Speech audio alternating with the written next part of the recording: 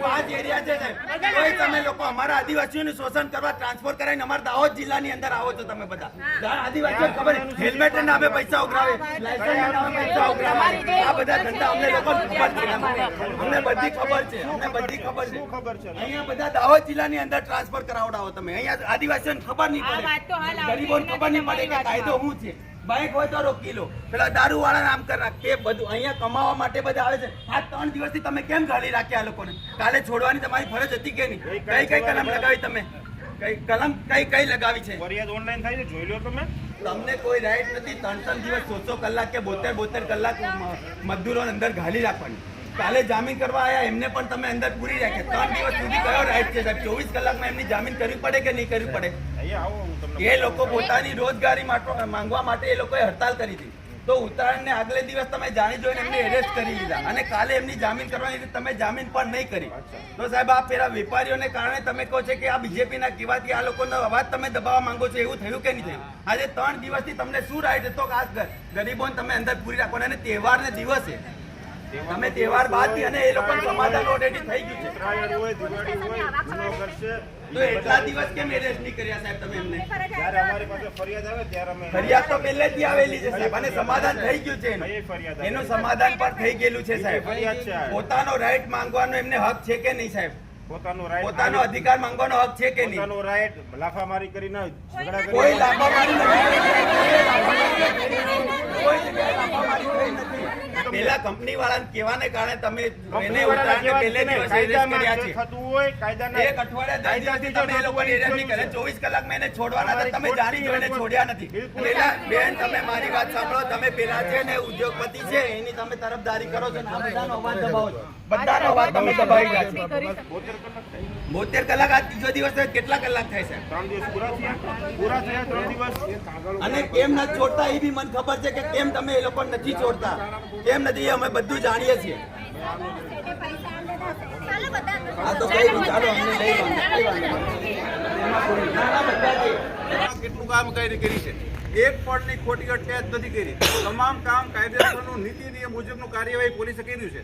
એમના ફાધરને પણ આગેવાનો એમને એરેસ્ટ કર્યા સાહેબ. તો એના ભાઈ આગેવાનો નથી કર્યા, આગેવાનો નથી કર્યા. ધમાલ કરી એમ તમે કોઈ આગેવાનની શબ્દ નથી વાપરતા ભાઈ. આગેવાન શબ્દ મેં નથી વાપર્યો. આગેવાન તમે શબ્દ ઉભો કર્યો અત્યારે. આગેવાન શબ્દ મેં નથી. જે માણસો પોલીસે કાયદેસરની સૂચના આપી છે એની અમલવારી, કાયદેસરની કામની સૂચનાની અમલવારી નથી કરી, એને સામે અમે કાર્યવાહી કરી છે અને 100% કહીશું કે કાર્યવાહી કરશું. હવે તમને હું એક સવાલ પૂછું સાહેબ કે આ ગરીબો છે તેમની રોજગારી મેળવવા માટે ભાઈ બીજો ભાઈ ઉભારો ભાઈ તમે ગરીબ હક માંગવાનો હક છે કે નહીં? એક મિનિટ મારો જવાબ આપો. તમારો જવાબ આપો. બંધારણની અંદર ભાઈ તમારો જવાબ સાંભળો. તમારે સાંભળો મારો જવાબ. તમે પ્રશ્ન પૂછી લીધો, હવે તો મારો જવાબ સાંભળી લો. હરેક વ્યક્તિને પોતાનો હક માટે 100% હક છે અને છે. હક મેં તમને પહેલા કીધું. સાચા અને સારા કામ માટે દાહોદ પોલીસ હર હંમેશ તૈયાર છે.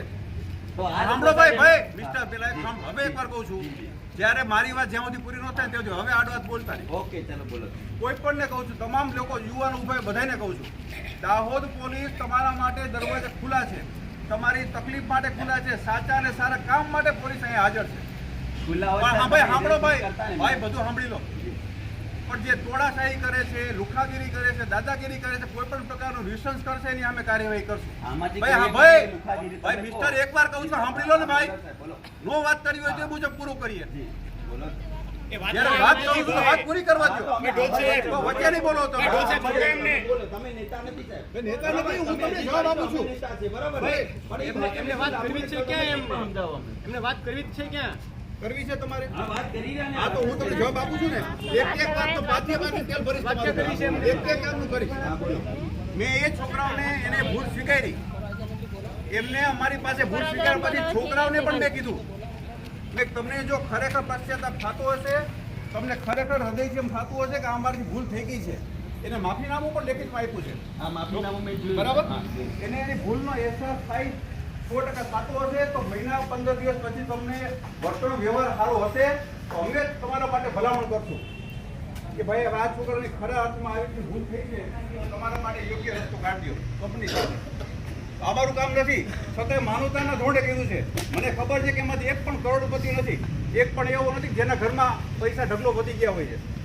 એની માણસાઈને જ લઈને એની વ્યક્તિગત પરિસ્થિતિ જોયા પછી એ બંને છોકરાઓને મેં કીધેલું, આ શબ્દ કીધેલા હતા અને એને 100% હું તમામને કહું છું, આ શબ્દ ઉપર અમે ખરા ઉતરશું, રહીશું.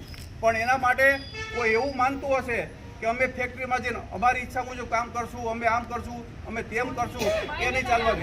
કે તમે માનશો કે આ કંપનીમાં દેકારો કરવાથી, તોડફોડ કરવાથી, ખોટું કરવાથી કરશો તમે, તો 700 માણસો કંપની આપશે કોને રોજી રોટી?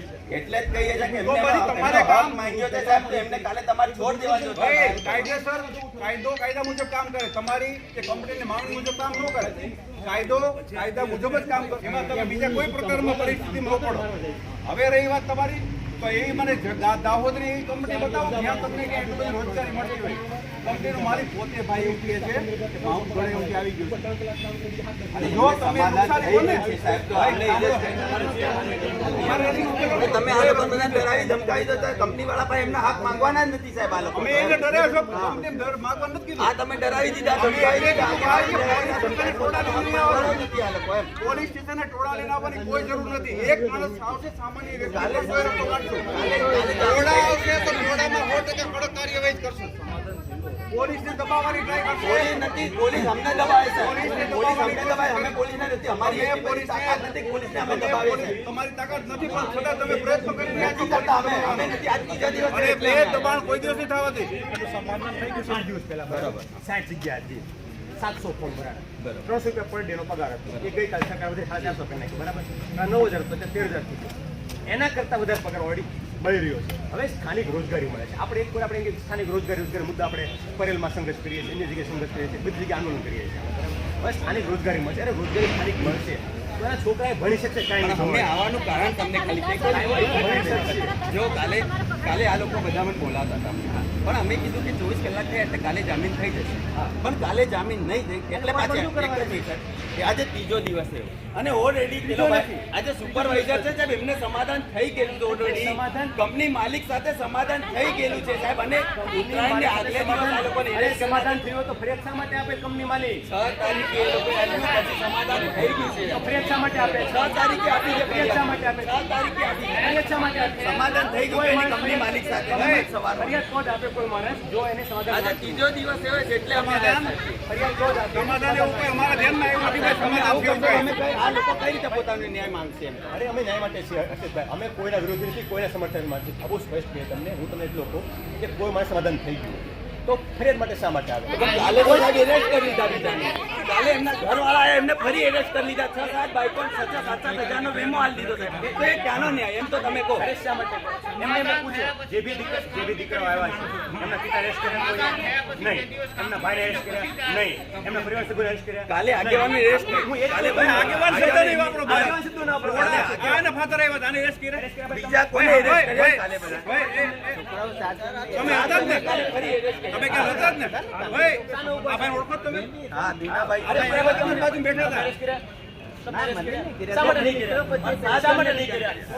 શા માટે તમે નહીં કર્યા? તમે સહકાર આપો તંત્રને, તમને સૂચના આપી કાયદેસર, તમે એનું પાલન કર્યું નથી કર્યા. જે લોકો સમાધાન થયા બાદ 2 દિવસ કામ પણ આ લોકોએ કર્યું સાહેબ કંપનીમાં. સમાધાન થયા બાદ 2 દિવસ કામ કર્યું આ લોકોએ. પણ ઉત્તરાયણ આવવાથી જાણીને આ લોકોને એરેસ્ટ કર્યા. સાહેબ સમાધાન થઈ ગયું તો પછી ઉત્તરાયણ બાદ તમે એમને એરેસ્ટ કરી લેતા ક્યાં ને આ અને સમાધાન થયા બાદ 2 દિવસ કામ કર્યું સાહેબ આ લોકોએ. કામ કર્યું એ લોકોએ. સીસીટીવી ફૂટેજમાં દેખાય છે કે દોડીને મારે છે.